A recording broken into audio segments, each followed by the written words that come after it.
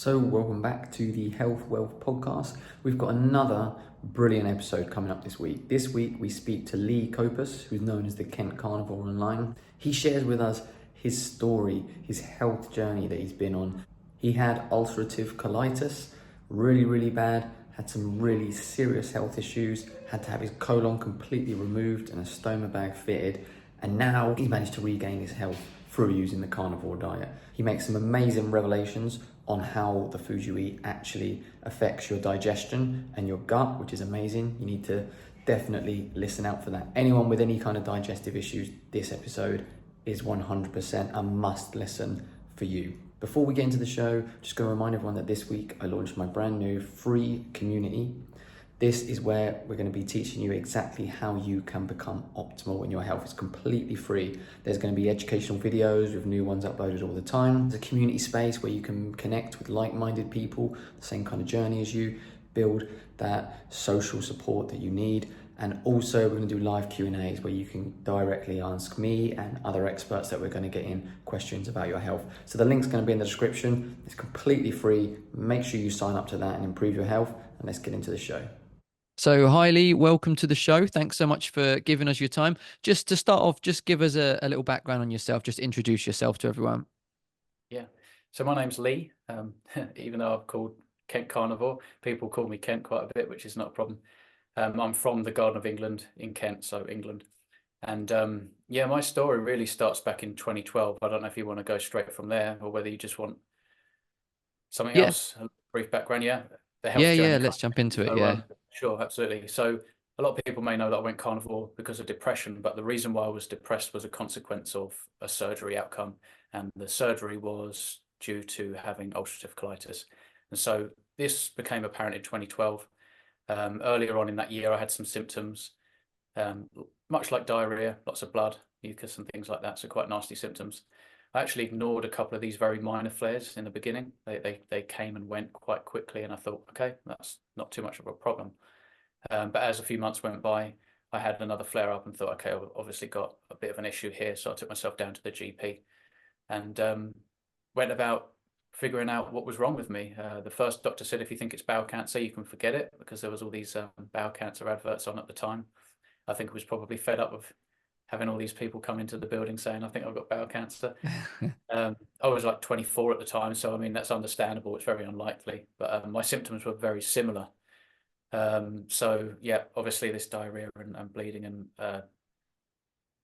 bowel frequency just very high. And when I was in a flare up, it was just a horrible state to be in. You lose your confidence. You don't really want to leave the house and go too far. And so, yeah, but basically what happened is he sent me to the hospital and we just had an investigatory sigmoid endoscopy is what they did, actually, a camera and biopsies and things like that. And then with the tissue, they ran that and came back confirmation, yep, you've got ulcerative colitis. And so for anyone who doesn't know, it's a lot like Crohn's disease, but it only affects the colon. So it's an inflammatory bowel disease and also an autoimmune disease as well. And so, yeah, in the beginning, it was quite mild, very low end. I could pretty much live a normal life, at least when I wasn't flaring, and the flare-ups would only last maybe 2 or 3 weeks. And then when they went, I felt like a normal person again. Didn't require medication in the beginning because it was so mild. But it wasn't until 2014 when I went back and said, things have gotten a little bit more out of control. I can't manage this condition. What do you suggest? And so that they were talking about steroids and drugs and things like that to manage the problem. But they obviously brought up that very typical advice with anyone that goes to a doctor and says, I've got gut issues or I've got constipation, bleeding, all this kind of stuff. Instantly, fiber was the word, increase your fiber. So whole grains, brown rice instead of white rice, and all this kind of stuff. Lots of vegetables, lots of fruits. And I didn't really question it too much. I didn't know a lot at the time. I was quite naive, even with the whole medical circles and their training, and essentially, just they prescribe drugs as an answer for absolutely everything. So I didn't think too much of it. Quite young and naive, and went home and thought, okay, cool. I was already eating what I thought was a reasonably well-balanced diet. Again, that another word, balance, the balanced diet thing. Everything in moderation, lots of colors on my plate, but I was making a conscious effort to increase the fiber. And so if there was any kind of refined grains, I was now having whole grains. Taking this medication, which I do forget the name of, but it was just to lower bowel frequency movements, and certainly when I flared, I did notice a difference, at least in the beginning. You know, you think, oh wow, this is quite effective, like a lot of these drugs do seem to be in the beginning.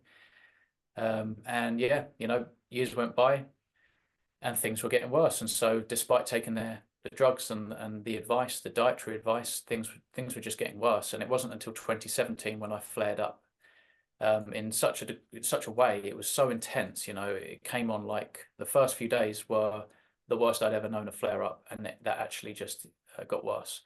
And to the point where I was going to the toilet 30 times a day for a couple of days. And yeah, it was crazy. So in the beginning, you know, first flare up a few times, which is a bit strange. You know, if you're going 4 times a day, that's pretty strange. A few years later, it might have been, you know, 7 to 10 times, so noticeably worse, but I had drugs to kind of help a little bit. But yeah, 20 and then bang, straight up to 30. And so I was very exhausted. The toilet was upstairs, having to keep going up, down the stairs. By the time I got comfy coming back down the stairs, you lay down, I was laying on the couch kind of thing. You think, oh my goodness, I'm getting signals to go straight back up. So it's relentless. And this didn't stop for 2 days. And I thought, you know, I don't think I've got another day in me. I don't think I can do more days like this. And it wasn't going to get any better. I was juicing cabbages. I was going online, you know, like just stressed out, thinking like, what can I do? I've tried everything. The only thing I could find was, well, cabbages, if you juice them, they've got all this glutamine and all this nonsense. And so that's what I was doing. Gullible me, just, yeah. We even went out and bought a juicer, juicing all these cabbages.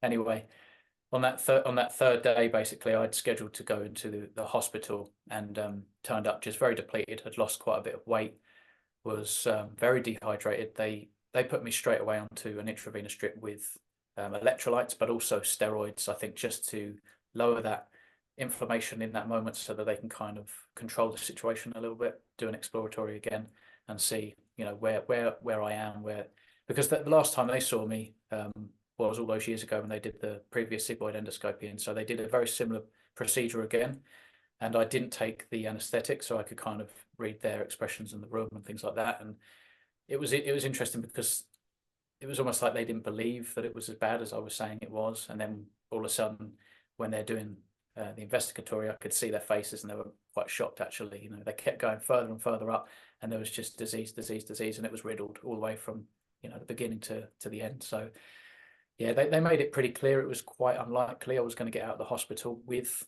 all of my colon. They were going to try their best to see what they could do. They had an immune suppressant drug, which was, I believe, a trial drug. I'm pretty sure that they said it was like a trial drug, quite potent, and you weren't supposed to be on it for very long, 4 or 5 days. But I remember I was on it for a couple of days longer than they said that they should put me on it. And they came around and said, I'm sorry, you know, this isn't working. And originally it was like a 50-50 shot at getting me in remission, sending me home with my colon and obviously medication, or perhaps not having to remove as much of the colon. I'm not too sure, but it didn't work. And the next thing I know, I've got these stoma nurses coming around and talking to me about what stoma is. They drew a circle on my stomach and give me these socks and a gown and said, you know, in the morning, we're going to obviously meet you downstairs and you're going to have your colon taken out. Which at the time, believe it or not, I was almost inviting. I felt like I was poisoned, and I was going to the toilet almost like I was trying to rid something, and that I was getting close. It was almost like food poisoning, you know. Yeah. You've been sick 4 or 5, and you think, oh, it's got to be coming to an end. It's got to be coming to an end. But essentially what was happening is I was losing strips and layers of my colon. It was on its way to perforation, and so it was kind of like an emergency situation before that happened, where it's obviously far more risky and things like that. So that next morning, obviously went downstairs, and then the next thing I knew, I woke up and they said, it's all done. It all went well. Yeah, it was a pretty strange experience, to be honest with you. I've never been through anything like that. It happened quite quickly, it felt like. And, you know, like I said, I was almost inviting it. A few days went by, and now I'm sort of a little bit more with it, you know, not so drugged up and everything, and understand a little bit more what's going on. And they came around and asked, you know, how do you feel? Do you feel like you've got the issue anymore? And I don't know, it's hard to say. I didn't feel like I was poisoned in that same way, but obviously in a lot of pain. I feel really weak. I'm totally emaciated. I looked down at my arms, and my arms had never looked so sort of scrawny. Lost a lot of muscle tissue, you know. But I felt okay. Like, I was quite happy that I was on the mend now, and I don't have this issue. I just got something else to go home with. And actually, it wasn't until they sent me home, they were happy, you know, yeah, we've seen you're competent in being independent with it. changing, washing, and all this stuff. Got home, and it was quite nice at first because after a while, I was in there for about 12 days. You don't really want to be hanging around for too long.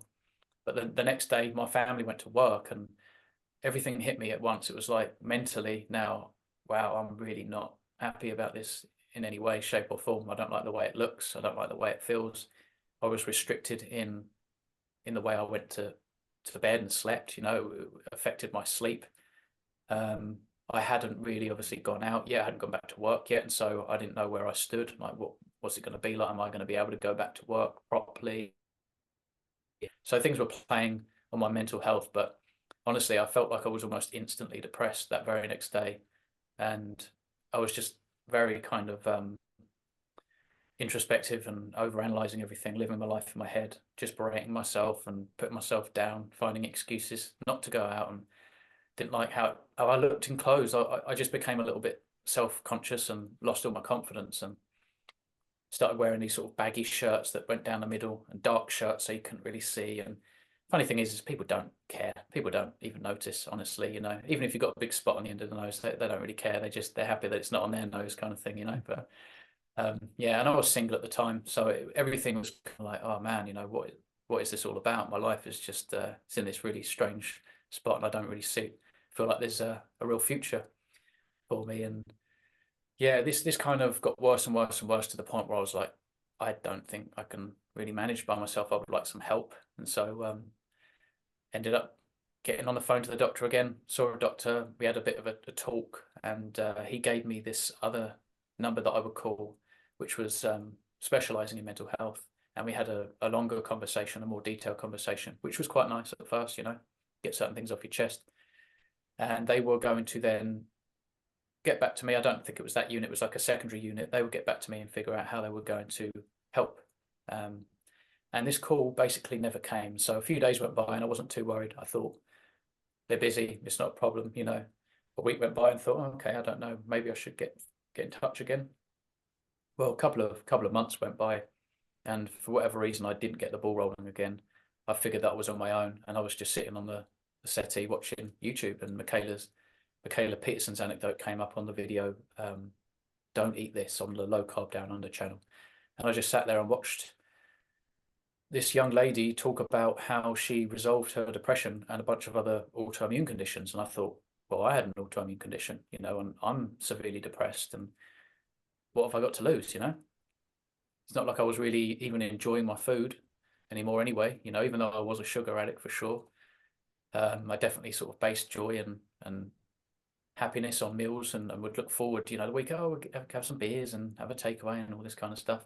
I wasn't even enjoying that anymore anyway. And so I thought, well, what have I got to lose? And so I expressed to my partner, Lucy, who I'd met a few years back, and said, I'm really interested in trying this thing, this beef, butter, bacon and egg challenge, because after Michaela Peterson's anecdote, I kind of started to have some other videos crop up from the algorithm, and all of a sudden I'm learning about BBBE and all this kind of stuff.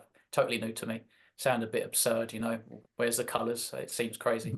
But anyway, I was sold. And next day we went down to the store and we stocked up on all of this, produce, this meat-based produce. And that was it. I mean, originally set myself a 30-day challenge, and I've been carnivore now for 2 years. The funny thing is that I was waiting and waiting, like every day, almost like, am I feeling any different? Like, how do I feel today? It was almost like waiting, and the first 2 weeks felt like 2 months. I felt quite lethargic. I was extra tired at the end of the day. I think I wasn't able to eat enough fats, and obviously just switching overnight isn't a good idea anyway. But all of a sudden there's no carbs in my diet, and my body's thinking like, what's going on? For the first time in my life, no carbs coming in. But on week 3, so going into day 21, my energy, it's like it all happened at once. My energy was way up. I just felt good. Like I wasn't really overthinking. I just went to work. I didn't even eat breakfast actually that day, because at first I was eating like 3 meals. I'm closer to 1 or 2 now, but that day, I think that may have even been the first day I woke up and like, I don't really need breakfast. So I just went straight to work. It was a lovely day. And I realized, I'm happy. I actually feel good. And my outlook's different. Everything was enhanced in a different way. And I ended up pulling over and just getting my phone out and recording myself, just saying like, my depression is gone, I couldn't believe it, because I was waiting every day, like, do I feel any different? Do I feel any different? And then bam, 21, day 21 came along, sorry, and I just felt amazing. So yeah, I even posted things on Facebook that I had at the time. I don't even have any social media now other than YouTube, but I was posting all this stuff on Facebook, and a lot of people were like, "Really? Is that, are you sure?" Like, these strange reactions. Some people were like, "Oh man, is that, is it that good? Because I'm feeling like this, and I'm kind of like interested in trying this kind of stuff." After a while, I think people got a little bit sick of some of the posts, and I don't know. I was kind of thinking along the lines of the whole mental health and social media. I was like, I should just delete it. So I just deleted everything. I'm living my life, and all of a sudden I thought, well, maybe I should set up a YouTube channel, and upload some videos to YouTube. Maybe I'll reach some other people that are more interested, and I can help some people, in my situation with either depression or even colitis, because I heard some people talk about the fact that too bad you found it so late, because it would have helped with your colitis and all this kind of stuff. And so now I'm starting to learn, and I'm putting these videos together, and yeah, I've there's no going back for me. 2 years in, life's great. I feel awesome. My body feels healthy and robust. I don't ever feel like I'm short of energy. Even if I get a bit hungry, it's not the end of the world to just block it out. Think, well, you're not eating right now. Just keep yourself busy and occupied, and you realize you've still got all this energy. And just my outlook, I feel like I've been reborn in the way that I see the world, in a good and a bad way, because it's a shame to realize that we've been lied to such a intense degree, about almost everything, it seems. So that red pill was both an easy and tough pill to swallow, because I'm really grateful that I'm not depressed anymore. It's such a unique kind of pain to be depressed like that. The whole sort of mental outlook and how you kind of get in your own way. It's amazing, just to wash and leave the house is like climbing Mount Everest. And now I don't feel anything remotely like that. Not one symptom of depression in 2 years. And so here I am trying to get the word out. Yeah, that's amazing. And I love that you came back to sharing your story as well by starting your YouTube, because one of the things that I love the most is sharing those stories, because they're the most powerful thing, I think.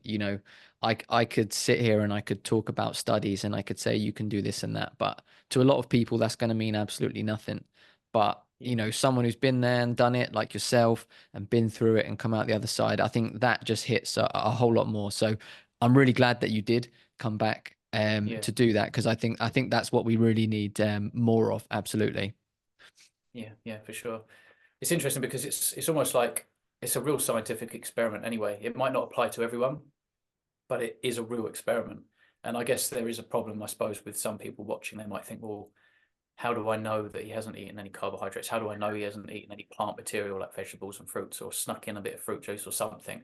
Because he's not got scurvy, and surely there's no vitamin C in meat. And so he must be lying. So every now and again you get some naysayers, and I don't even blame them, to be honest with you. I've got to think about where I was when I went carnivore, and my mindset was kind of like, this seems a bit strange. Like, where is the green, and where are the veg? What about vitamin C? What about certain nutrients that I didn't realize that were abundant in meat, actually? And I always just associate fruits and vegetables for, that's the source of your nutrients. That's the stuff. That's how they're the vitamin pills. Like, the meat is the protein, the fat we want to avoid, carbs are energy, and then the fruits and vegetables, they're the nutrients. And I don't know, that's just obviously how we've been brainwashed from media and food guidelines, magazines, a little study that you might come out. It's all, even if it's just subconscious, you might be sitting somewhere at the dentist for it, and there's a magazine and there's like a grape study on grapes. You should eat this many grapes a day, and you think, well, that grapes aren't available every day. You start to question things, and yeah, it's super interesting. Mm, yeah. Yeah, no, I agree. We do have to remember we were also questioning it and saying that sounds nuts before we got into it. So yeah, we have to try and remember that when reaching Yeah, people. yeah, And I think, you brought up a couple of things in there, especially about fiber, which I definitely want to dig into later, and some of the nutrients and vitamins we could talk about that we can get. But one of the things I wanted to ask is just when you were back in the early days, when you had your colitis and it was mm. gradually getting worse over time, was there certain foods you found that would flare it, or did it not seem to be related so much to what you ate there? I've been asked this a lot, and it's so strange because I even remember my dad talking about consequences to certain foods the next day. Like, like how Yeah. there's a bit of a cliche, obviously, with spicy food. Oh, you're going to regret that in the morning or whatever.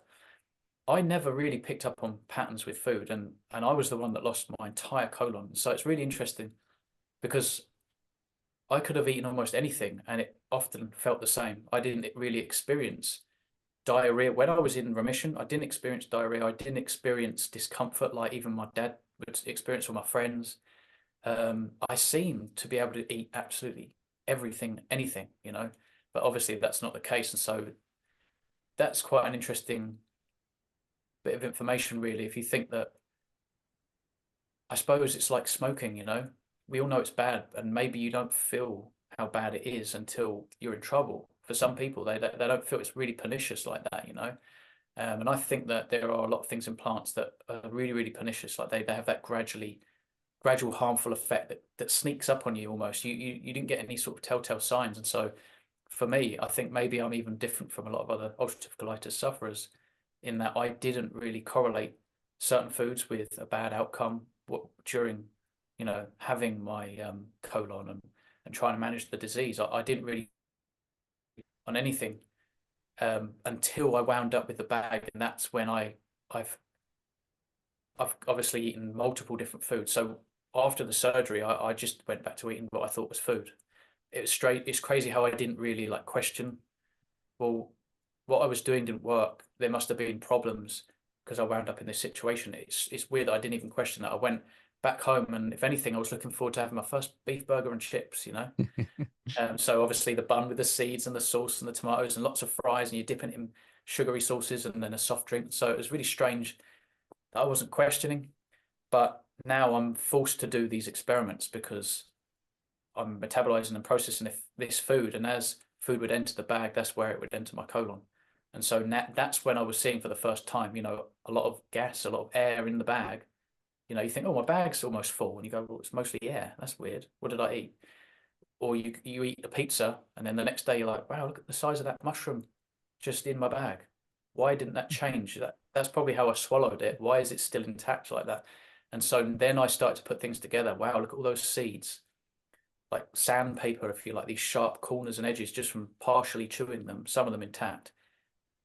I was eating these foods in that same way when I had colitis. So this must have been causing inflammation. And so then I started to question.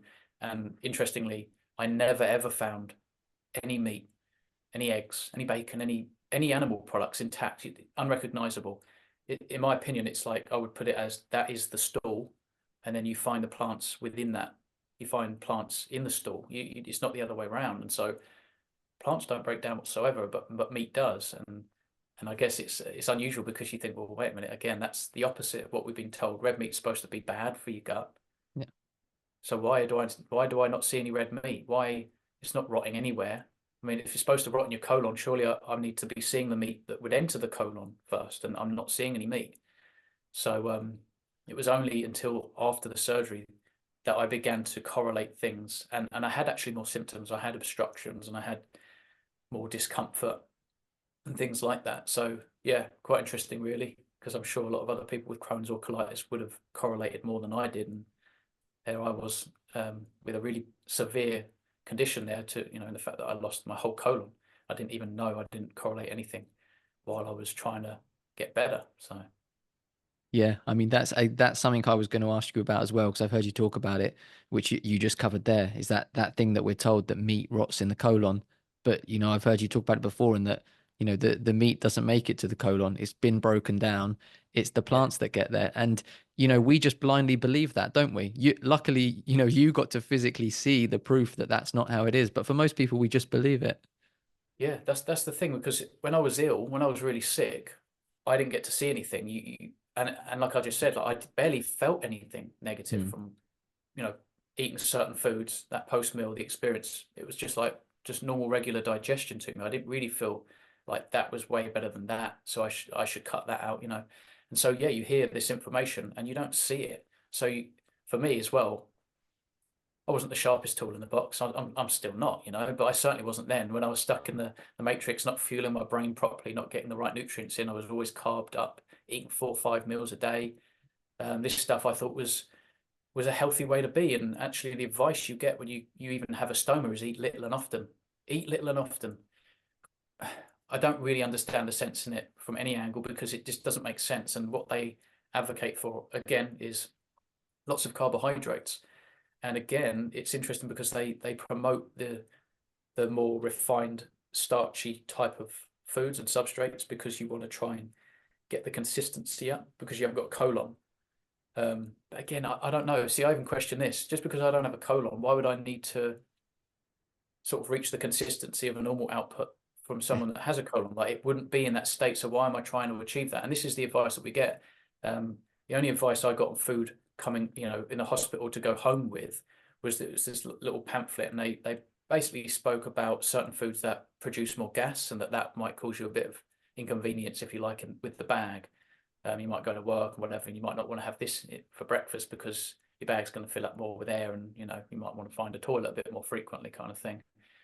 But interestingly, again, those things were mushrooms, and there was no meat. Meat doesn't cause gas. It's all these fibrous. No, mushrooms are a bit different, but I would put them right at the top of the hierarchy, and one of the most problematic things you can ingest for your digestive experience, because it's very gas promoting. No doubt, it's probably one of the worst things for gas, and indigestion therefore as well, But I had a blockage with mushrooms, and it's slightly different for me, obviously, where my body's been adapted to empty into the bag. It has to go around this tight corner, and that's often where ostomates, that's what we're called, ostomates. We experience an obstruction kind of thing, and mushrooms were one. I also had similar with sort of like celeriac and cabbage and carrots, like it's like coleslaw, like a side. Yeah. I remember eating that. I had another flare up. So yeah, this stuff you don't see, and all of a sudden I'm seeing for the first time, and now I'm doing these experiments, and little by little, I if I was going to get pizza, I was like, well, I'm not getting mushrooms again. Yeah. I'm not getting pineapple again. But it took me a while to figure out, no plants. I had to go carnivore to figure out, wow, it's about not having any whatsoever, Exactly. Yeah, and it's the plants that cause it. And I find it crazy that really nowadays people don't think that it's normal to not have gas and bloated. Like, people just expect to be bloated and gassy after every meal because that's how we feel. And it's not until you get rid of all that and you suddenly realize, oh, actually, after eating a meal, I can feel, just fine. Yeah. Like when you have a roast dinner, people are like, oh yeah, you have a roast dinner, you feel stuffed and bloated, and people probably think it's the meat causing it. But if you eat a roast dinner with just the meat and you leave out all the veg, you feel fine. So it's just getting. Because I was doing that naturally on my own before I went carnivore. I used to still go around to my parents. We'd have a Sunday roast. It's quite obviously a traditional thing that we do here in the UK, and it's a free meal as well. I'm not cooking, and so you go around, you see your family. It's already cooked, and you don't even have to clean up. It's like awesome. But in the beginning, I was eating just a typical plate, all of those mixed vegetables with maybe a couple of bits of meat, your buds and your Yorkshires and all the gravy. And then I started to think, what, I'm having a real hard time on Sundays. And I just started to back off more and more of the vegetables. So intuitively, I was doing that already. I cut back on the broccoli. I would have like one small piece, a little tiny amount of peas. And I was like, no, do you know what? I don't even want carrots. Carrots are a nightmare. And so it was my plate started to look more like meat and potatoes, or meat and Yorkshires. And it's funny, starch is a bit different. I mean, it is fibrous, but not in the same way. So you don't have, like, if anyone was in my position, or even with Crohn's or colitis, and said, I have to have carbohydrates, what would you recommend? I would say potatoes, white rice, and bananas, but not for health reasons. But if you had to, those things are okay, because the rice, first of all, quite easy to metabolize. Obviously, it's going to give you other issues with blood sugar spikes and things like that.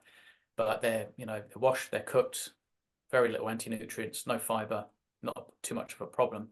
Bananas, bit different, but soft and pliable, and so it kind of plays well with your digestive tract. It's not quite so inflammatory. And potatoes, again, quite pliable, even though it's starchy. It's going to spike your blood glucose like a banana and the rice, but it isn't going to exacerbate your symptoms like fiber and plant proteins, the foods that are higher in certain protein grains and things like that, whole grains. But yeah, it's interesting. Everybody's different, but I can't bring myself to advocate for any carbohydrates now. To me, that's just not health promoting. And so, yeah, it's only if someone said, I have to have a carbohydrate for whatever reason, what would you suggest? That's probably what I would suggest. Yeah, absolutely. So coming on to, again, we've mentioned fiber there. This is one of the biggest ones that I'm always talking about. And you said that was kind of one of the few things that was reinforced to you as well in terms of diet, was just that they said about the fiber. And as you found out yourself, fiber is not at all conducive to a healthy bowel, a healthy digestive system. And for people in your situation, it's just exacerbating the problem. So it's people need to understand that. And that do you still get, when you talk to people and you share your story, are people still saying about where's your fiber, and ask you about that one? Yeah, I get some very strange comments that don't even make sense, like, oh, so for example, they think my name's Kent. Well, Kent doesn't go to the toilet. How, what? I mean, I've just told you my whole story, but apparently I don't go to, just like Jordan Peterson, we've both got, 5 years of meat or 2 years of meat just stuck somewhere. I get a lot of people they'll listen to me, and they'll listen to even what I would explain about, what are the benefits of fiber? And then you go, well, what is that exclusive to fiber? No, we can get it this way, and actually it's more thorough, it's better, it's less inflammatory. They would still go, no, BS. Or just what are your credentials exactly? No, Yeah, not listening. I love that one. Understand that people want to listen to people talk on nutrition with experience and credentials. But the funny thing is if I have nutritionists, just say I've got like a nutrition badge or a dietitian badge, or even a doctor, MD, people will listen to those people. Yeah. But if anything, they have only been further brainwashed with misinformation, disinformation, and they may be unaware. And so when the doctor is, say, relaying what this confirmation bias or just the advice that I got, eat fiber, increase, they didn't go on Google. They thought that was really useful, helpful information that they gave me, and they probably felt like, yeah, another patient I've served well today, and next, but it's nonsense. And even if I had nutritionist or dietitian or MD written on me somewhere, it's kind of like, well, those people, most of the time, and most of them, they might have good intentions, but they don't actually know the truth about this stuff. They don't understand what fiber does when it's in the body, why people were even promoting it in the first place, the history behind a lot of this stuff. And yeah, I get it all the time, honestly, but then I would say that the vast majority of people are really quite grateful for my experience and my insight, just anecdotally.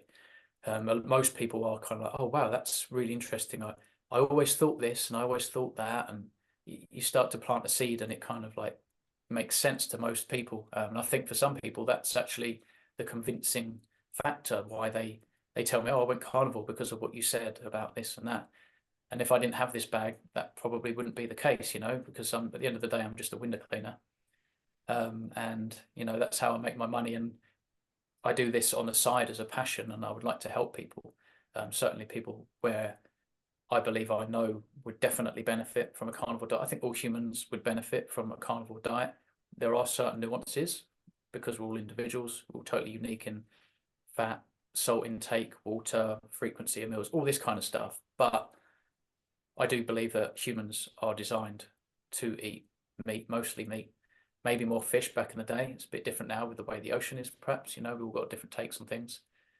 But yeah, I would almost like to get qualified so that people would take things a little bit more seriously. But again, it's like learning all this misinformation so you can pass the test and then you go your own way. And yeah. And so what difference would it make? So that's kind of the logic behind it. It's like you'd listen to a doctor or a nutritionist, but those guys had to learn the wrong stuff to get qualified to apparently teach you and help you, which can't be helpful if you're learning the wrong stuff. So there you go. Yeah, you're exactly right. They're just repeating what they've been taught. They've not researched it themselves. They've not looked into it. They've been told, this is what it is, and they just repeat it to people. And I mean, with fiber, there's really it's crazy how kind of mainstream it is, because there's not really any science behind why they think fiber is so beneficial. And there's the odd thing like it can, maybe your blood sugar is not going to spike as much because it slows absorption, prevents some absorption. A tiny bit's broken down to make energy for the colonocytes. But really, that small things which you touched on before, you kind of went towards it, of that we can do that with by being ketogenic. And there's plenty of Yeah, other ways to do it. And obviously, if you're not eating carbohydrates, why would you need to prevent blood exactly. glucose That's exactly going right. high? So there's not really anything that would give it the kind of standing that it has. The main Exactly. reason Yeah, you're right. go on, sorry. No, you're right. Exactly. I mean, if you on a magazine you bring out this article, all of a sudden it's kind of like fiber, it decreases your blood sugar spike, and you think, oh wow, but you're not really focused on why in the context. Like you're talking about fiber will have this beneficial effect, but what if we weren't consuming the carbohydrates then and the fructose? So for example, you don't want to juice a fruit because now it's just pure fructose, high deuterium. It's going to tax the liver. It's 7 to 10 times more glycating than glucose. It's an issue. But if you eat that fruit whole, well, it's now a whole food. It's got the fiber. The fructose some of that fructose can be carried away by the fiber being present, and so that's the benefit of having a whole food. You don't want to just have fiber with. Can you imagine just having pure fiber? It's just pure cellulose. Like that's crazy. It's just as absurd to have just pure fructose. So yeah, if you had to eat fruit, eat the fruit, eat the whole fruit, eat them locally seasonal and ripe. Don't eat out of season fruits that never grew in your country and then take just the sugar out, just the fiber out. That's really strange. But people are actually doing this, believing that they're being super healthy. Like got up and I had a green smoothie. Like most of that stuff isn't available right now, and I drank it without the fiber. And how would we do that? It's nonsense. But I think, yeah, in the right context, it can convince a lot of people. And I think if you have bowel issues, it almost makes sense if someone was to sit down and explain like that fiber is going to help move things along. But well, it can for some, and it does the opposite for others. So some people can actually experience diarrhea because this fiber isn't obviously breaking down. It's not a nutrient. You can't digest it. It's being partially fermented, but it's now just going to force this next lot out. And so you might have, oh, I need to run to the toilet. You go, oh, see, fiber works. But that's not really what's going on. And on the other side of things, you think, oh, I've got constipation. They haven't questioned that they're already eating plenty of fiber. Then their doctor tells them to eat more. And now they're like all blocked up, or they're struggling and they've got a lot of gas. Or they may even go to the toilet and think, oh, okay, cool, I just need to eat extra fiber. But again, that doesn't make sense. If you're eating whole foods, there's like a certain percentage of that plant that's going to be fiber, and so whether you ate less or more, the ratios of your fiber to the starch and the carbs and then all this stuff is basically the same. And so it's weird that people don't really question. It's all about the context. And so I think when people understand we don't digest it, it doesn't break down. Some people then therefore will experience diarrhea or constipation because of those factors. And then it's actually going to block nutrients. All of that gas that you get, that's from the fiber, almost exclusively. The methane. Vegans will talk about, oh, the cows, but then they're just chowing down on all this fiber and they're burping and they're farting. And a lot of vegans that quit the diet and abandon the diet, they're often talking about the gut issues and the gas and loads of people with ulcerative colitis, like they have to get rid of that stuff to have any kind of relief of their symptoms. And so it's all about understanding what it is. They're plant bones. That's what props plants up, right? All plants contain fiber. And so for me, if I've learned that fiber is an issue and it's not something that's really properly indicated for the human diet, well, then all plants can't be, because all plants contain fiber. You wouldn't then go to the plant and just take that one section, just the pulp, and just the oil. I mean, it's something we do these days, but let's just go back 15,000 years. You can't really get the amount of oils that we put in a bottle these days. Who's doing that?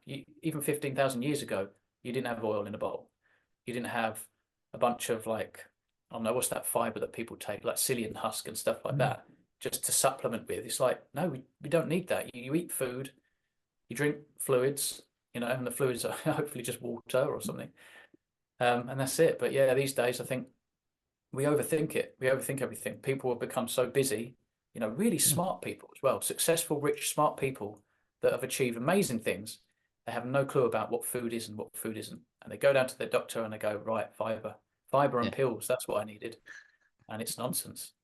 Yeah, absolutely. It's just common sense, I think, on the fiber one, because like you said, if we understand we can't digest it, so we're not going to use it. And one of the supposed main benefits is that it blocks absorption, but that's only helpful if you're eating rubbish. If you're eating a healthy diet, why would you want to block absorption?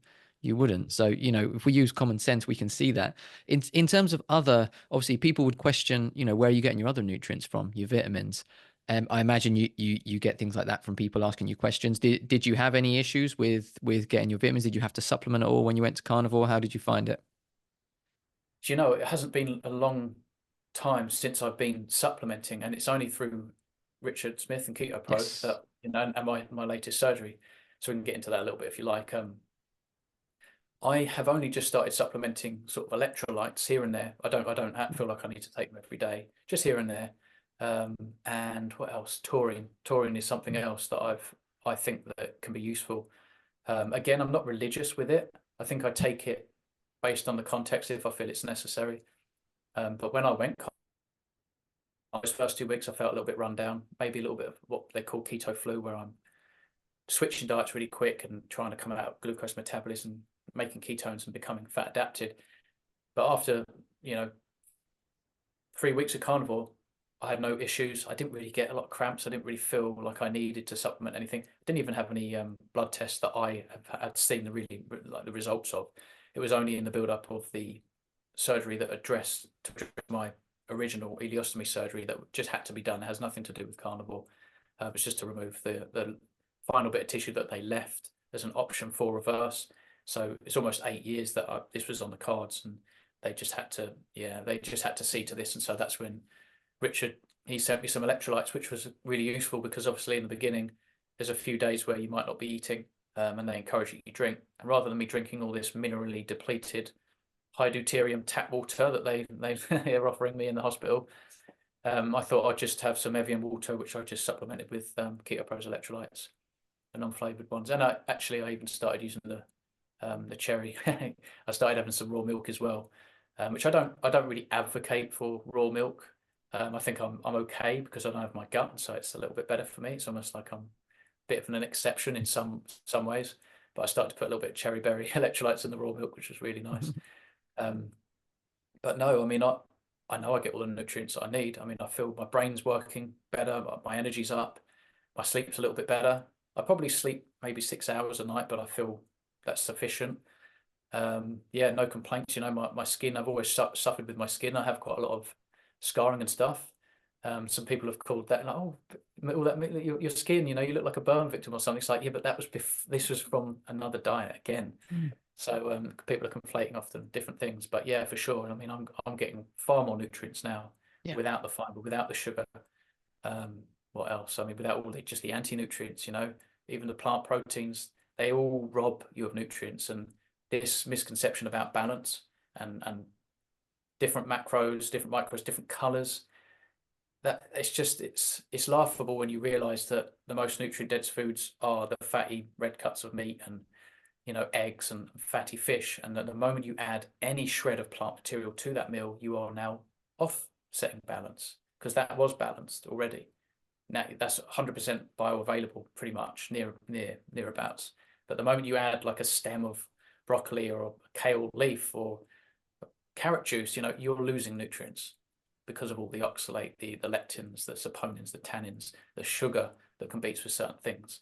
Vitamin C, for example, you know, and so the ratios of certain nutrients in meat may appear lower, but they're in the right form. Even vitamin C is in the right form in meat, DHAA. So it's just that it's more bioavailable for humans, more compatible. It's non-inflammatory. You're not spiking blood glucose. Your body's functioning and metabolizing the substrates on a better level, on a healthier level. And like, you know, like we've alluded to earlier with the ketone production, the circulation of ketones in the blood nourishes all of the colonocytes, all the cells that line the colon, the biota, etc. Whatever it is that you're aiming for, because a lot of people hear about the biome, they think, oh, we want diversity. Well, if you're talking about fiber and that's needed, that's necessary for health, it's like, well, that does eventually just produce short chain fatty acids, which are converted into ketones first. They have to be converted into ketones to nourish the gut. And so on a ketogenic diet, and a carnivore diet is a ketogenic diet, you're eating enough fats, you are nourishing your gut perfectly well without any inflammation, no gas, no blocking of nutrients. And so it makes perfect sense. You know, this is our proper human diet, no doubt, no question, as indicated by the stable isotopes as well. Yeah, exactly. And you made the perfect point there of it's in the right forms. You know, everything in meat is in the right form for us. Everything in plants is not. So, you know, firstly, as you said, we don't absorb a lot of it. You have, you know, phytic acid and all other stuff blocking it. Then even when we do absorb it, we've then got to convert it from plant form into Yeah, human yeah, form. The conversion rate's terrible. So that's why when people look at a nutrition label and they say, "Oh, I'm getting this much vitamins and nutrients from this plant," well, no, you're not. You're going to end up with like 10% of that max. So when you actually look at it properly and you take into account bioavailability, meat and animal products absolutely destroy any plant products when it comes to the nutrient density. yeah. Just one steak will destroy every edible plant on your plate all at once. You know, you tried to cherry pick the right amounts of everything, because you got people, oh, you need more soy, then you need the flax seeds for that, and you need the brown rice, and then you need the green and the orange. You know, nutrients are colors and stuff. It's funny, but yeah. Yeah, that's it. When people say about balance, like you said, you know, when someone wants to become the best, you know, if you look at, say, Cristiano Ronaldo, Lionel Messi, you know, they're not training for 10 different sports to make sure they're balanced and doing it. You know, you want to be the Yeah, best at something, you go all out on one thing. And so if you want to be healthy, just eat the stuff that's the best for you. You don't need to balance it out with not as good stuff. Like I don't, yeah, when I say to people, when they say balanced diet, I say, what are you balancing? Like you just eat what's good for you and that's it. It yeah. doesn't make any sense. Like the eat the rainbow as well. Like that's Yeah, ridiculous. I know. As if Yeah. early humans were wandering around thinking how they could Right. find the colors. Right. I didn't do so well today. I'm sorry. I couldn't find any blue or orange, you know. It's like, okay, but I'm full and I'm healthy and I'm thriving and I feel good. So what's the problem? Yeah. Interesting. Absolutely. When, you know, obviously, when you went back for your surgery, obviously, you would have seen doctors there. I don't know if it was the same team as you saw before, but in that time, since you've gone carnivore, have you had much contact with them? And what's the feedback you've had from them on what you're doing? I haven't had a lot of contact until I got the ball rolling again. And so obviously we had the COVID. Mm. And then we also had these strikes with the NHS. And that kind of put things back. So I was really trying to get the ball rolling at the wrong time, but I did obviously have some pre-op assessments, including blood tests. The first time I think a guy rang and said that my LDL was high. I can't remember what he said it was. I haven't. It was sky high. You know, for them, it's like they're not used to it. Yeah. And I just explained, you know, that it's not really an issue. And then we were kind of like, well, if you're happy, you know, it's fine. We have to let you know. That's Mm. basically what he said. Um, and then I had actually 4 cancellations before I had the surgery done. It took a year and a half of me going to and from the hospital, having all these different talks and pre-ops over and over again until I got the surgery done. It wasn't until about a week before I had a call from the surgeon, and he just basically said, so your allergies here, you're saying you're allergic to all plants. So when on the form, I was like, all plants, yeah. I thought, oh, that's the easier way to do it. And then, you know, it's up to them if they want to ask questions. Yeah. So he was like, so you're not going to take the Ensure shake then, right? So he wanted me to fast for about 16 hours. But right before the surgery, he also wanted to pour sugar and seed oils down my neck. So I just said to him straight away, I was kind of like, you know, without being rude, I was like, but why? That doesn't make any sense. You want me to fast and now you're going to pour food down. But not only is it food, it's not even food, it's like poisonous, it's toxic. And so he was like, why? You know, and I talked a little bit about it, and explaining that I haven't eaten any plants for all this time. You know, in his voice, the tone of his voice, I could see he wasn't happy, didn't really agree, didn't like the sound of it. He said to me, "Is it all in your head?" Basically, yeah, yeah, as if I would make up that I'm not depressed anymore. Why would I make? Mm. That's such a strange thing to come out with. You know, I'm allergic to all plants because I am still depressed, but I'm just going to joke about it and make up a channel and like, why? Why would I do that? So it's kind of interesting. For him to say, yeah, is it in your head? And do you want, you know, so you're not going to take the Ensure shake? I was like, no, absolutely not. Um, I just felt like I got weird sort of energy and vibes off of everybody there, you know, because when I was finally eating, I was having food brought in. Everything on the menu wasn't even closely compatible. I think if I had to eat anything, it would have been butter, just butter. I don't think there was anything else on the menu. I may have been able to ask for like boiled eggs. Could you just boil some eggs for me so that it was clean? They're probably caged barn eggs, which aren't as good anyway, you know. And so it's like, wow, this menu's shocking. All the healthy choices were, can you believe they don't even try and disguise it? It's just polyunsaturated spread.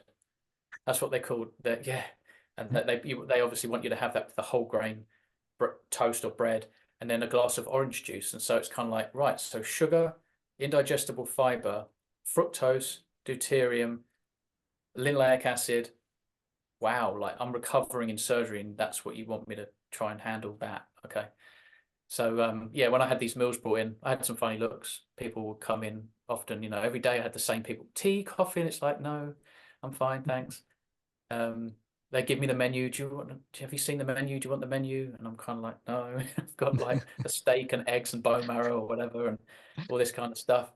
Yeah, some people had some funny opinions, but I didn't really see the surgeon too much. In actual fact, I had like a follow up about 2 weeks ago, and you can text to say I'm not interested, kind of thing. And I just text number 3, I think it was, not interested, cancel. I have no intentions of going back. You know, sounds a bit extreme, but I'm going to take care of myself. I think I know more than what they know in terms of taking care of me. You know, if I left it to them, I don't think that they would do a very good job. Where I feel like I'm taking care of myself in the best possible way. I'm happy to die here at home. I'm happy to die here at home. After what I went through, Yeah. the stents, I had stents put in both ureters. I had stent syndrome. I had sutures in the back, which were encroaching on some very vulnerable nerves, very painful. Just everything about the environment, the blue light, their advice, their lack of not just genuine real knowledge. Everything's a drug all the time. The answer is just always a drug. I'm pretty happy to die here at home alone when that day comes. You know, I refuse to go back there, and so seems a little bit stubborn, almost maybe a bit foolish, but I do believe that the body knows how to take care of itself. I mean, if I fall off a ladder anytime soon and I break something, I'll probably go to the hospital. But you know, for metabolic type issues, I think I could probably even just talk to other people in the community. You know, people that Yeah. you know, people that we know. Between us, we'd probably be able to figure it out. I'd rather fast and tweak things rather than take medications, drugs, and wind back up in the hospital relying on them. Yeah. Exactly. I completely agree. I think So the yeah, perfect thing that sums it up is that, to sum up their knowledge on nutrition and health is just to look at the food they serve, like you touched on. oh, Like yeah, zilch. it's a place for sick people that want to make better, and you look at what they're serving. That just sums up what they actually know about health and nutrition, and why you shouldn't be taking that advice from them. Yeah, One other thing I wanted to quickly touch on, because obviously you talked about your depression, and how you recovered from that, and obviously a lot of people don't don't believe that what you eat actually can have an effect on mental health. Maybe they believe a bit of physical health, but for mental health, obviously you yeah. touched a little bit on it before, but how did you feel that change in yourself? I think it was obviously about energy, and probably nutrients, a combination of both. I wasn't getting the right energy, the right nutrients, the right raw materials to where they needed to be. I think I was getting in the way of that. And so I think all the time I was consuming carbohydrates, my blood sugar goes up, insulin is secreted, blood, has to take the sugar out of the blood. And then a few hours go by and it's like, I'm hungry again. And because I'm crashing, and so then I go through the process over and over. And I think this also played on my mood. And so I think with these ups and downs and these crashes, I think for people that have like a proclivity of weakness with their mental health, it's obviously a gut issue as well. I think that this up and down with metabolism can also correlate with up and down in moods. And I think that's also why I would pin a lot of joy and happiness on meals and food and comfort and ease, just because I'm having a tough time. And well, that does the job, but failing to realize that it does the job for maybe 3 hours, not even that sometimes. And the joy was that I experienced maybe like 2 minutes. I remember even getting takeaways, and you'd have like 2 minutes of joy, and you already start feeling like, oh, I probably shouldn't be. Oh, this Chinese. And you think, why am I doing? And it cost me 30 quid. So why am I doing this? It's madness.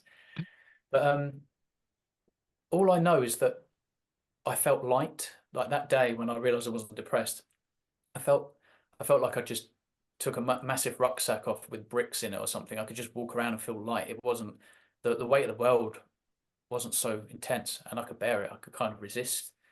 It was something that I could cope with. It was manageable, and that's when I guess I started to think like, wait, I feel better. I feel good. Like, and the next day and the next day, it's just like, wow, there's no way I could go back. And so for me, again, the another argument, it being restricted, there's nothing restrictive about being liberated from depression. Like, if anything, it's the complete opposite. I mean, I feel free as a bird. not eat carbohydrates, which I was addicted to. And it took me maybe 4 months to get over all of my cravings. Milk hasn't helped when I have introduced milk here and there. Again, it's been a nightmare since getting the ball rolling to have that surgery. I was aiming to just put on a healthy amount of weight, just a prime for the surgery. But because it took a year and a half, I was on and off milk going, well, when is this surgery going to happen, you know? And at times the milk was a little bit hard to moderate. I always stayed under a litre on my very worst days. But I would say usually like maybe 2 glasses of milk, like the Maasai, much like the Maasai do. And so I was in low-grade ketosis, even on bad days where I maybe drank a little bit too much milk. I think I was still low-grade ketosis because I haven't experienced any kind of depression or even anxiety. Maybe a little bit more brain fog. I have to say, I feel like I've got a bit of brain fog today. I don't know why. I'm not speaking as fluently as I usually can. It's almost like someone's like spiked my water with some whiskey or something, but it does happen every now and again, you know. Maybe it's because I had breakfast, actually. Maybe it's because I had breakfast. I always feel sharper when I don't have breakfast. Yeah, I think what's going on there is that the brain loves ketones, the brain loves fats, the brain loves certain nutrients that we don't get from plants. And also, if we're basing our diet around plants, even if we are getting some of those nutrients from meat, because I did still consume some lean meat, you know, more like chicken and cod and not so much red meat, which again is a little bit of a problem. But I think the moment your brain is nutrients and raw materials and energy, the right stuff is getting to the right place, you're going to run the way you should run. And I think, if anything, it's like I just feel like the way I should have always felt like, if anything, you know, that day when I felt like, wow, 9-day difference, not depressed anymore. And I still feel like that. Obviously, it's worn off in how like, whoa, you know, because at first it was like, I can't believe this, almost wait for it to come back. Now I just wouldn't dare eat carbohydrates because I don't want it to come back, you know. Yeah. But essentially, brain loves B12, heme iron, DHA, EPA. Foods that, you know, plants don't offer these nutrients. They just don't. And you can take your B12 supplement, but you're not getting enough heme iron. You're not even getting enough sodium. That's the thing. Carbohydrates compete with sodium as well. Like glucose can often kick sodium out, potassium and out of the cells. And another reason why people suffer with migraines. And so you think that's a brain thing. That's like certain nutrients, potassium and sodium especially, and ATP and electron transport. This stuff it's all about having the right things coming into the body and having nothing else like suppress or block them from doing what they're supposed to do. And people with migraines, you know, you take the carbs out, you give them a pinch of salt, their eye opens up, they don't get the migraines, and it's kind of like, wow. And so it's clearly a brain energy deficiency, to quote Palmer, Chris Palmer. Chris Palmer, yeah. Yeah. Yeah, absolutely. It's, you know, the brain is a machine. And, you know, like with a car, if you give your car the wrong fuel and you don't oil the engine and you don't look after it, it might run, but it's not going to run very well. But if you give it the right fuel, you look after it, it's going to run properly. And, you know, our brain is exactly the same. And like you said, it's just giving it the right things and not putting all that rubbish inside it, which will, it's going to keep it running properly. So, but before you go, I've taken up a lot of your time. I really appreciate it. But before you go, for someone who is maybe in a similar situation to you, maybe it's colitis or just digestive issues or depression, what are some of the first pieces of advice you would give them that they could start doing today? Yeah. So definitely the first piece of advice I would give them is that you need to understand that a quick Google search and the studies that come up and the advice that you get from doctors and nutritionists, that is unfortunately most likely going to be completely wrong. It's almost it's having to learn again. Like the position you're in, has it gotten any better from taking the advice? How many years have you had your Crohn's? How many years have you had your IBS? Even diverticulitis, any of these kind of issues that affect the gut. How long have you been dealing with this? Has it really gotten any better? And does it feel like it's a bit better because you just started taking some medication and all this kind of stuff? Because you're not actually getting better. You're only getting worse. You know, how much worse, I don't know. How fast, I don't know. But you obviously want to be careful that you don't reach a certain point like what I did, where there's no going back. My bowel's going to perforate and now I need emergency surgery. So that's kind of like the first bit of advice. The second bit of advice would be, well, look, start here. This is the rabbit hole you want to go down if you want to learn yourself. Look into what fiber actually does, and figure out that this is your enemy. It's the opposite. It's not something that's going to help you. It's something that's going against you. in every sense, you know, and also the plant protein. So anything that causes permeability, anything that doesn't break down essentially. So the plant proteins that we don't digest, the fiber that we don't digest, the seed oils, the molecules that travel through the gut that don't change. It's a common pattern here. If it's not something that can be broken down and liberated in the stomach, which we do with red meat within 2 hours, every single time you eat red meat, you can eat a massive meal within 2 hours. That's liquid.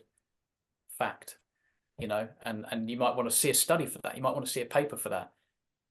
I mean, I could show you I could take a picture or a video, but it's difficult. You're not going to find that evidence, but you need to understand there are facts out there. We've got facts that what fiber does. We've got facts about, you know, what's nutrient dense food, what breaks down, what doesn't break down. And so you've got a problem in your gut. You want to eat just food that breaks down, that's got all of the nutrients, so you don't have to eat all of these different sources with all these other problems that come with it. And so wean off of carbohydrates, starting with the most fibers. That's what I would say. Anyone with a gut issue, and mushrooms included. So mushrooms, onions, nuts and seeds, cabbage and celeriac. Celery is an obvious one. Your root vegetables. If you're going to eat any vegetables, for whatever reason, cook them to death. You want them to be absolutely soggy, like nothing to it, you know. And maybe wean off until you've got just the potatoes, the banana, and the white rice left. That's what you want to do initially, so you can manage better in that situation. And then I would encourage that you wean off of those carbohydrates until you're on a carnivore diet. If you have to be ketogenic, well, it's funny because the banana, the rice, and the potatoes, they're not really very ketogenic, but they are going to serve you better than what would be classed as a ketogenic food if you have IBD, for example. But my advice, wean off the fibrous carbohydrates. Get down to that point now, and then if you can, just back off a little bit more and more until you're on a carnivore diet. Educate yourself, because that's going to help with your stress and your outlook, rather than just following something blindly and just hoping for the best. Like you can actually understand why you are employing this tactic, this strategy, and understand why it will work, and it will work, you know, so that you don't have to stress yourself. Because so many times, you know, I think a lot of people, they're desperate, maybe just with weight loss, they want to lose some fat, they've tried everything, and they go, well, what have I got to lose? And they commit to this new program and this lifestyle, but they're doing it blindly. They're just hoping and wishing that maybe it's just one day they're going to wake up and get on the scales and go, oh my God, it's working, yay. So I think to understand definitely helps give you confidence, because I think that belief is really important. Believing that it will work is also really important. So when you understand, you're going to be free of anything getting in the way of, oh, is this right? Is it all this doubt and brain yourself and trying to talk yourself out of it? So yeah, self-education, get off the carbohydrates, start with the fibrous ones, and you know, get your health back. You don't need to take the medications that you're taking. You certainly don't need to be on a surgical table having sort of organs removed and parts of your body taken out. It's just unnecessary, totally unnecessary. No animal requires that kind of intervention. So yeah, we don't either. Yeah, absolutely. Great advice. And that's, you know, self-education is something we promote a lot as well. Like I said, you know, these people, they've been following blindly already, and it's gotten to where they are. So like you said, we don't want them to follow blindly. Do the education yourself so you understand why you're doing it, especially because doing something like this, you'll get pushback because it's so against the norm. So you want to understand why you're doing it. Yes. So you can do that. That's brilliant advice. Before you go though, let everyone know where they can find you online if they want to check out some more of your stuff. Sure. Well, it's not on Facebook because I've still got all that deleted. I'm exclusively on YouTube, under Kent Carnivore. So obviously that's where I live, the Garden of England, Kent, and then Carnivore. Feel free to send me an email. I try and respond to absolutely everybody. It's really difficult sometimes just in video comments, because some of them, they get a lot of views and I'm trying to make the next one, and it's difficult, but that's where you can find me. I've got quite a few informative videos on fiber. Also talk briefly on sort of plant proteins and things like that, IBD, my own personal anecdotes and experiences and updates. But I also try to put out other informative videos on how to start and things, because obviously I get a lot of questions and you think, well, that's worth making a video about, and that's worth making a video about. I also make some pretty entertaining videos that I don't take all too seriously. You know, you can't take life too seriously. That's also part of what I've experienced as well, not being depressed anymore. You know, I can sort of muck around, have a laugh, and it's not all black and white, and we can have some fun with certain things. Yeah, so feel free to find me there and reach out. Absolutely awesome. Well, thank you so much again for your time today. I've really appreciated it. I hope that people are going to find your story beneficial. I think they are. And I encourage people to go and follow your channel as well and see some of the educational material you've got there. And until next time, we'll see everyone next week, and let's get optimal together.